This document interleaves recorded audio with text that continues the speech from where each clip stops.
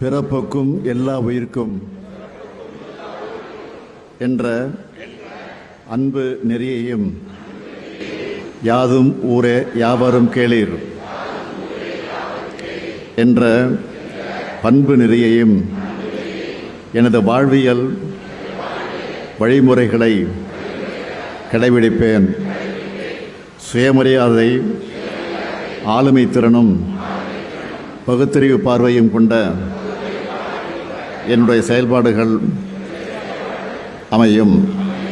சமத்துவம், சகோதரத்துவம், சமதர்மம் ஆகிய கொள்கைகளுக்காக என்னை ஒப்படைத்துக் கொள்வேன்.